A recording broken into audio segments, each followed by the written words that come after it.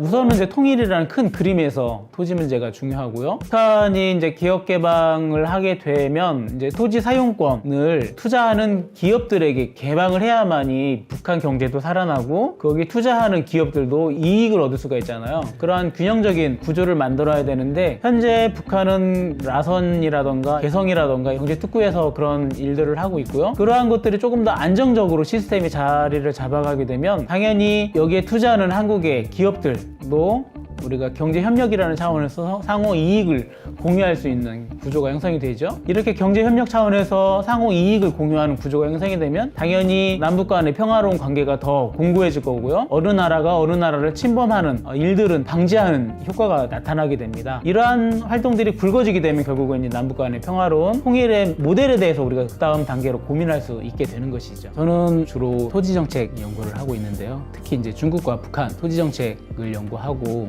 그의 기초에서 어떻게 하면 우리가 좀 더 건강한 경제발전 및 건강한 사회를 이룰 것인가에 대한 그런 관심이 아주 큽니다. 네, 안녕하세요. 저는 조성찬이라고 합니다. 토지 플러스 자유연구소 북중연구센터장으로 일을 하고 있습니다. 올해 4월 27일 날 남북 정상회담이 처음으로 진행이 됐었죠. 그와 관련해서 사실은 지금까지 많은 변화들이 이어져 오고 있는데요. 그런 모습을 보면서 북한의 기본적인 욕구가 무엇인지에 대해서 생각을 하게 되고 더 분명하게 이해를 하게 됩니다. 가령 북한 같은 경우는 외부와 더 경제 협력이라던가 교류를 좀 더 활발하게 하고 그리고 그러면서도 북한의 자립적인 경제 발전을 추구하고자 하는 욕구가 분명하다라는 것을 우리가 읽어낼 수가 있습니다.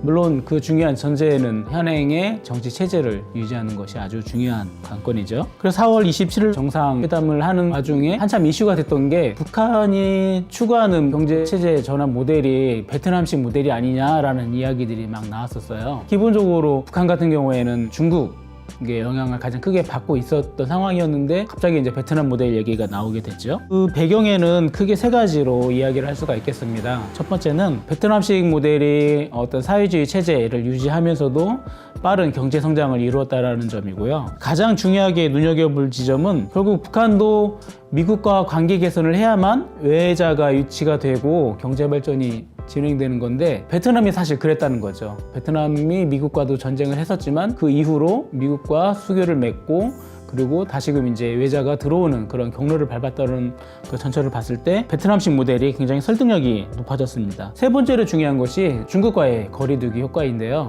아까 설명드렸듯이 북한이 중국의 속국이 아니냐 뭐 이런 우려들을 하고 있어요. 그래서 주체성이 워낙 강한 북한의 입장에서는 그런 중국과의 거리두기 효과를 기대하고 있습니다. 그런데 베트남식 모델이라고 해도 역시 한계가 있죠. 저희 연구소에서 그리고 제가 가장 우려하는 지점들은 바로 토지 투기 문제입니다. 제가 초반에 제 연구 분야가 토지 정책이라고 말씀을 드렸는데 토지의 관점에서 저는 깊이 좀 들여다보고 있어요. 여러분 혹시 우리 한반도에서 토지 투기가 가장 먼저 일어난 시기와 장소가 어딘지 아시나요? 그곳은 바로 북한 함경도에 있는 라선 특별시입니다. 그 당시에는 이제 나진이라고도 이제 불렸는데요. 1932년경에 그 당시면은 일본이 만주에 나라를 세우는 시기였는데 그 시기에 가장 중요했던 게 만주로 이어지는 철도와 연결되는 항구를 만드는 것이었습니다. 종단항이라고 부르는데요. 그 종단항의 입지에 나진이 결정이 되면서 인구 100명의 작은 어촌 땅값이 3년 동안 600배 급등하는 현상이 진행이 됐습니다. 왜 그 당시에 부동산 투기가 그쪽에서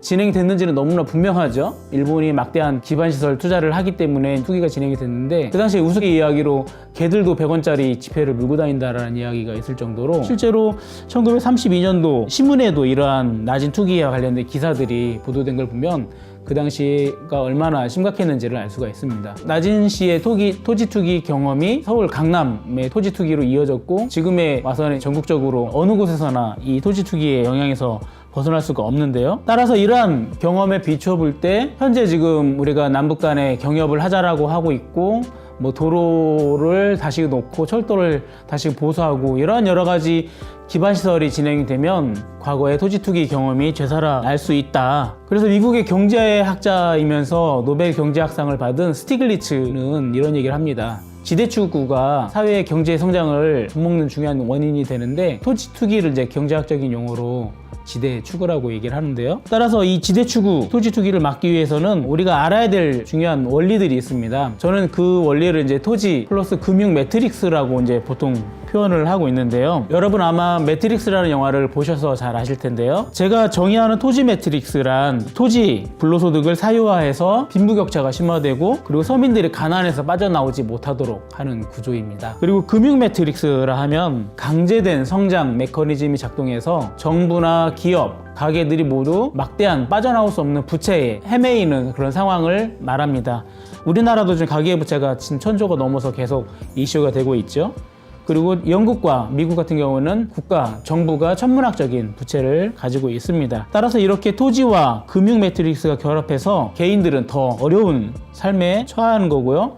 그래서 괴테는 이런 이야기를 합니다. 우리 스스로를 자유인이라고 믿도록 하는 노예의 삶으로 우리가 빠졌다. 이건 비단 자본주의 국가뿐만 아니라 북한 역시도 이러한 위험성에 노출이 돼 있다라고 생각을 합니다. 왜 그러냐면요. 북한 같은 경우에는 토지가 국가 소유이고요. 은행도 국가 소유입니다. 그런데 그러한 현 경제 시스템에서 평양을 중심으로, 특히 아파트를 중심으로 토지 투기적인 개발이 진행되고 있죠. 그리고 농촌에서도 고금리 가계부채 문제로 고생하는 분들이 많이 계십니다. 통계적으로 분명하게 밝혀지진 않았지만 이러한 여러 가지 현상의 중심에는 돈주라는 주체가 있는데요. 북한에서 자력갱생의 차원에서 장마당이 허용이 되고 그러면서 이제 작은 금융가들이 형성이 됩니다. 그것을 이제 돈주라고 하는데요. 이 돈주의 규모나 네트워크나 여러 가지 것들이 커지면서 이제는 부동산 개발이라던가 금융 자본가로서 이제 변모를 하고 있는 상황이고요. 따라서 자본주의 시스템이 갖는 부작용들을 예방 또는 보완하면서도 지속 가능한 경제 발전 을 추진하는 게 가장 중요한 문제로 부각이 되고 있고요. 저는 그 부분에 있어서 가장 먼저 우리가 주목을 해야 될 지점은 역시 토지 문제가 아닌가라고 생각을 합니다. 그래서 중국이나 베트남 이러한 사회주의 경제체제 전환국이 경제 발전을 도모하는 가장 중요한 전략으로 삼는 방식이 바로